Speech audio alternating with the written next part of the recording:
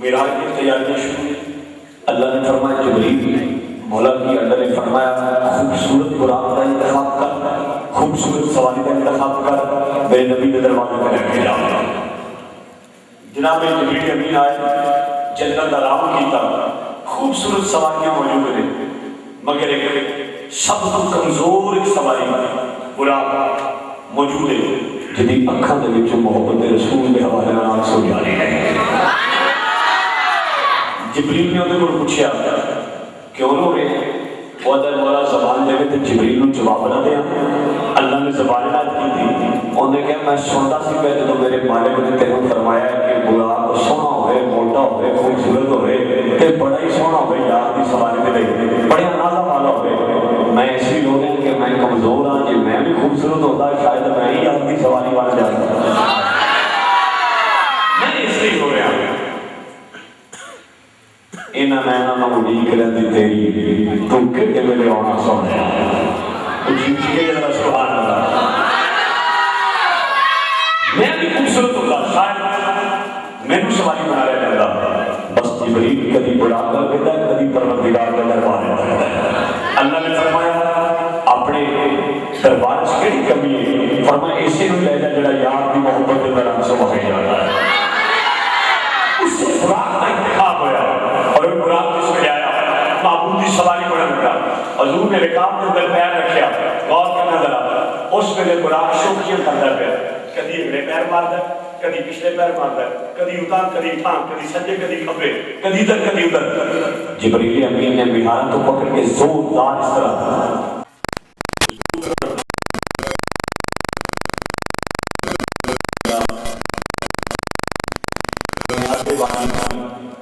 آپ تشریف فرما لیں اور آپ کے دربار کے اندر میں اس جانوراں کی لسٹ سی جو بڑی مختصر میں پیش کر سکے. اگر جانوراں کی بات چلے تو بات بڑی طویل ہو جائے گی، مگر بس میں اتنا ہی کہوں گا. آپ کے دربار کے اندر بڑی تعداد میں صحابہ بیٹھے رہتے. حضرت ایک صحابی آئے، حضور دی نالین مبارک بنا کے لے آئے. بولیے ذرا. خواجہ غلام کی اس معاملے کے اندر فرماتے نے گوش گلیتی بن جائے جتی کے میں پیری حضور دے آما اللہ کے تن میرا تکی ہو گئے میں زلف محبوب دی باما. غور کریں ذرا. خواجہ صاحب کا حکم بھی ہوا علامہ ساجد چیزی صاحب کی طرف سے، وہ آخر میں انشاءاللہ پیش کروں گا. تھوڑا گراؤنڈ بنانا چاہتا ہوں محبت رسول کے حوالے سے. چوہی صاحب بلال حبشی بیٹھے تھے، دیگر صحابہ بیٹھے تھے، درود غلام بیٹھے تھے. ایک پہلی نزول کی نالین تیار کر کے بطور گفٹ لے آیا کہ سرکار پہن دمن سرکار کو آ کے پیش کی تھی. حضور نے اپنی لہفت سے نگاہ دلائی، آپ نے بلال کو آواز ماری، بلال میرے آئے. حضور نے فرمایا بلال کا نالین تو لے لے، تو لے لے. مگر ان کے اندر حکمت ہے، حضور نے یہ نہیں فرمایا کہ تم پہن گئے، مگر ارادہ حضور کا یہی ہے، آپ کی نیت یہی ہے کہ میں بلال کو جو گفٹ کر دیتی ہے بلال استعمال کرے، جو کہ بلال پہن ان کے کئی دنوں پھر رہے ہیں. بلال کو جوتی دیتی تھی، بلال نے جوتی پہنی نہیں، بلال نے جوتی پہنی نہیں، لے کے کبھی سینے لانا، کبھی اکھیاں نہ لانا، کبھی چوک کے سر کی دستار بنا کے سر پہ رکھتے ہیں. مسجد جاتے ہیں نال لے کے جاتے ہیں، سوندے نے نال لے کے سوندے، پھرتے نے نال لے کے پھرتے، حضور کے دربار چاہتے ہیں نال لے کے پھرتے. اور جتنی کئی دنوں تو یہ منظر بڑا عجیب پیش کر دی تھی. صحابہ نے منظر جدو بلال حبشی کا تکیا نا حضور کے پاک دربار چاہ گئے، عرض کی یا رسول اللہ بلال کو کوئی جُتی ہے جڑی کبھی چوم کے سینے نہ لوٹا کبھی اکھے میں لوٹا کبھی سر کا تاج بناتا سونا جدھر بھی جاتا جُتی نہ بنتا ہے فرمایا بلال کو طلب کر لے جائے دربار رسالت کے اندر حضور آ گئے حضور کے دربار چاہے بلال حبشی انہوں نے فرمایا بلال میرے غلام تیری شکایت کر دینے پہ عرض کی تھی یا رسول اللہ کس چیز کی فرمایا جُتی تیرے کو کوئی جُتی ہے تیرا بڑا مکھان بعد ہی انہوں نے پیار کرنا آپ نے فرمایا حضور اجازت دو کہ میں انہوں نے جواب دے دے جواب اس کو اثر نظر آیا بلال حبشی فرماتے ہیں تسی صحابہ ٹھیک کہہ رہے ہو جُتی سر دے لائق نہیں ہوگی جُتی پیرا دے لائق ہوگی بولیے ذرا جُتی پیرا دے لائق ہوگی پر میرے فرق ہی میں دسنا ایک جُتی میرے دیئے بازار دے بچو ایک جُتی میرے دربار مصطفیٰ دے بچو مہین ملن دربار مصطفیٰ دے بچو فیصلہ تسی کر رہے ہیں کہ فرمایا اس جُتی کا مقام کیا ہے اوہ ٹھکانا کیا ہے اس جُتی کی فضیلت اور فضیلت کا مقام کیا ہے اس وقت بس اتنا جملہ ہی ہوگا تمام صحابہ پوری جملہ بلال حبشی دوڑے آج جُتی بلال جُتی ملو دے دے دوسرے کہتے ہیں جُتی میلو دے دے تیسرے کہتے ہیں جُتی میلو دے دے بلال دے بھی تیار نہیں کہتے ہیں جُتی نہ صحیح ایک ٹکڑائی دے دے کبھر دے پر رکھ کے زمانے والے نے سمجھے میں کائنات والے اے محمد بن عالین نے سمجھے اللہ نے سمجھے کبھر دے پر اللہ حضرت فرماتے ہیں سب پہ رکھنے کو مل جائے کرنا رہنے حضور پھر کہیں کہ ہم تاجدار ہم بھی ہیں سب کے رکھنے کو مل جائے کرنا رہنے حضور پھر کہیں کہ ہم تاجدار ہم بھی ہیں بلال حبشی کا انوکھا پیارے نبی دی نالین بلال کچھ بولیے بلال حضور دی نالین بلال ایک انداز ہے کہ حضور دی ذات اللہ کی انداز ہے سیدنا ابو بکر صدیق بیٹھے رہے حضور کے سامنے ٹک ٹک لا کے میرے مصطفیٰ دے چہرے کو تکی جا رہے ہیں جس چہرے پہ کوئی سب رب فرمائے بددعا میں تیرے مکھڑے دی قسم بات سمجھ آئیے جس مکھڑے دے مطابق اللہ فرمائے یاسی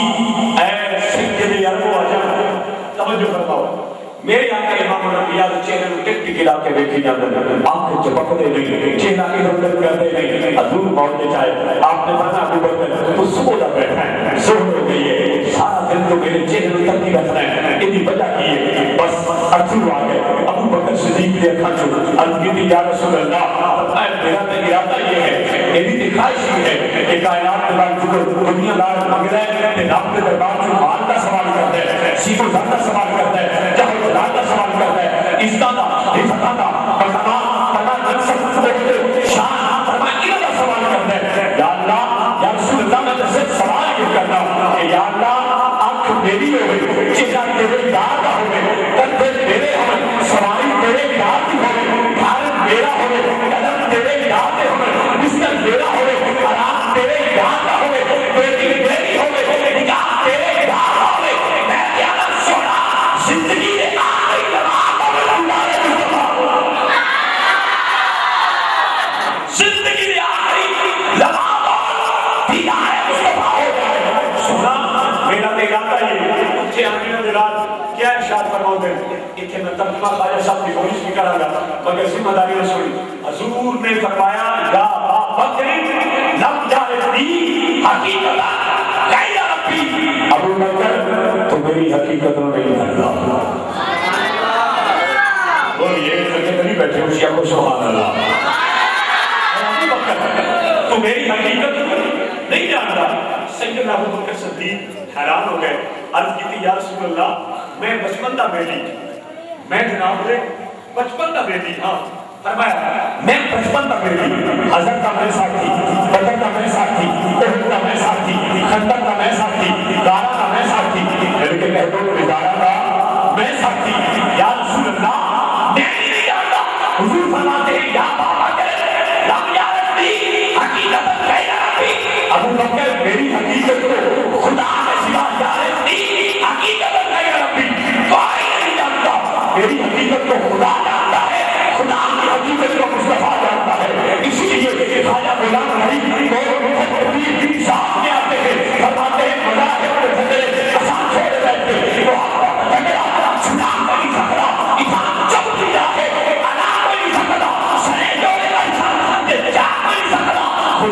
پکڑے چھڑائے گا، محمد نے پکڑے چھڑا نہیں سکتا۔ انسان میں تیری دین جانا بولا تھا خوش وسلا میں مار گیا بابا پکڑے کھولے کھان دیا تیرے باتیں دی میں کام دیا تیرے نام کے وقت بھی کام دیا تیرے باتیں پکڑے آنا۔ یہ ہے سیدنا ابو بکر صدیق کا عقیدہ حضور کی محبت کے حوالے سے۔ پھر ایک مرتبہ باپ بیٹا بیٹھے ہیں، حضرت سیدنا ابو بکر صدیق اور جناب عبد الرحمن بن ابو بکر، سیدنا ابو بکر صدیق کے بیٹے، وہ دو بیٹھے ہیں بیٹھ کے جس دن اسلام قبول کرنے عبد الرحمن بن ابو بکر نے حضور سیدنا ابو بکر صدیق کے بیٹے گفتگو کر رہے ہیں، کھانے کی ٹیبل پہ بیٹھے رہے۔ عبد الرحمن کو گالی آتا بھی کہتا بھائی تمہیں کو گل دسا؟ آپ نے فرمایا دس۔ کہتا جدو میں اور تسی میدان عمل کے اندر یعنی جنگ لڑ رہے سن، میں نبی کی مخالفت لڑ رہے سی، تسی نبی کی محبت لڑ رہے سی۔ فرمایا ہاں پتر پھر کہنے لگا وہ تسی نا میری تلوار کی ساتھ تھلے 3 مرتبہ آئے۔ آپ نے فرمایا پھر تو کی کیتا؟ کہتا جی تسی 3 مرتبہ میری تلوار کی ساتھ تھلے آئے، میں باپ سمجھ کے تو معاف کر دیتا، میں تو معاف کر دیتا۔ سیدنا ابو بکر صدیق نے ان کی والدہ کو روٹی کا پونچھ رکھنا چاہ رہے ہیں، آپ پیٹ سے جانا چاہ رہے ہیں، رکھ دیتا، چلائے چاہ گئے۔ فرمایا عبد الرحمن بن ابو بکر میں نے محمد کی زلفوں کی قسم ہے کہ تو عبد الرحمن بن ابو بکر سے کہ تو میرے باپ سمجھ کو ساتھ دیتا، اگر میری تلوار کی ساتھ میں چلے تو ایک مرتبہ نہیں 1000 مرتبہ آنا، میں 1000 مرتبہ محمد کا گستاخ سمجھ کے تیرے ٹکڑے ٹکڑے کر دے گا۔ اگر خدا تیرے میری موجودگی کے اندر پھینک نہیں دے دے گا، میں تیرے پھینک ٹکڑے کر گا، تیرے خدا پھینک نہیں دے دے گا، میں تیرے پھینک ٹکڑے ٹکڑے کر گا۔ محمد کا گستاخ سمجھ کے اتنی دیر تک نہ رکھنا جتنی دیر تک تو آخر جہنم نہ ہو جائے۔ اس کو کہتے ہیں محمد کی محبت دین کی شرط اول ہے، اگر وہ اس میں خاطی تو یہ سب کچھ نامکمل ہے۔ تو بات سمجھ کے چھڑ دیتا، جب میری تلوار کی ذات چلے تو آ جاتا، میں محمد کا گستاخ سمجھ کے تیرے باس سے جہنم کر دیتا۔ کائنات جاتی کائنات کائنات کائنات خدا سے کائنات مقصد کائنات مقصود کائنات بندے جانے جہانی کائنات ارے مولا بول آدھی ہے بول حضرت بے سوچ خاتمہ بے سوچ بنائے سوچ ارے سب خدا بندے پیدا ہو سکتے خدا دل خدا ایمان میں ڈالا ایمان میں ڈالا کی دلا میں سہارا یہ آسرا بھی آسرا یہ قسم دستے یہ قسم کیوں مل کے بننے بڑا بنتے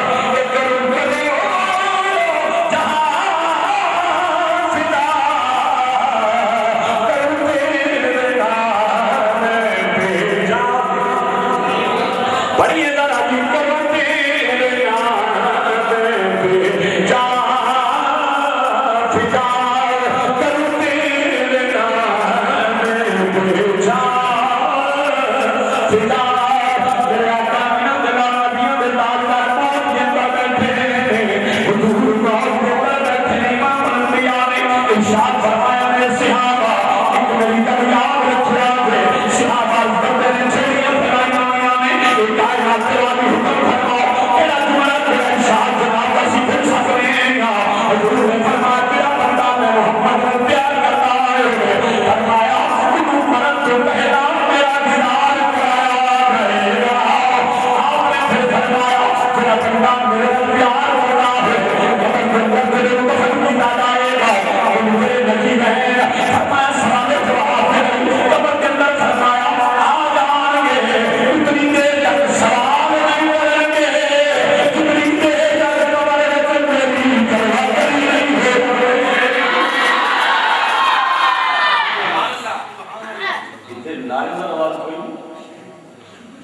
زخمی کی تھی جب نعرہ تکبیر اللہ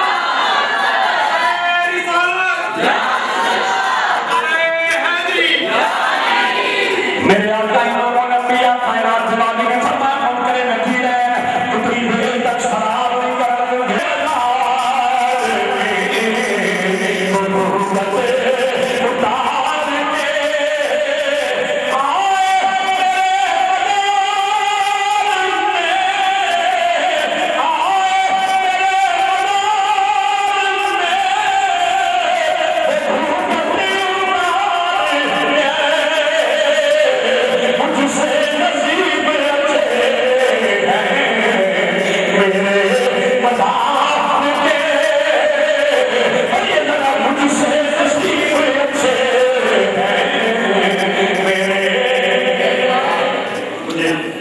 مجھے بھی یاد ہے آپ کو بھی یاد ہوگا جب عاشق رسول محمد طارق صاحب کی وفات ہوئی تھی تو میں نے ان کے بارے میں 6 نمبر کے شعر آپ کو سنایا تھا کہ حضور اپنے ہر غلام کی قبر میں جلوہ گر ہوتے ہیں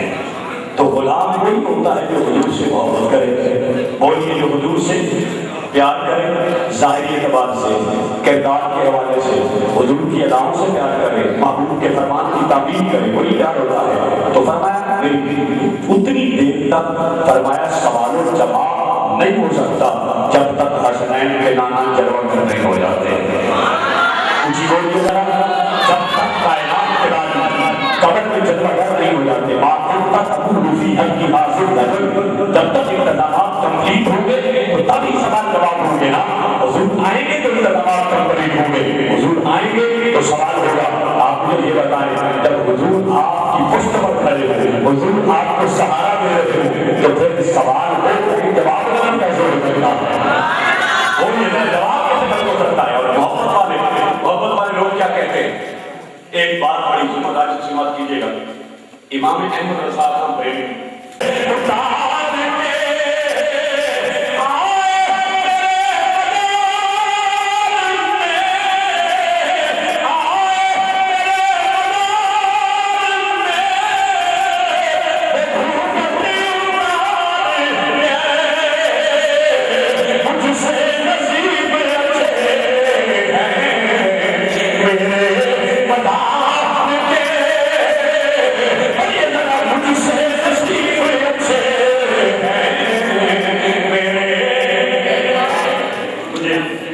مجھے بھی یاد ہے آپ کو بھی یاد ہوگا جب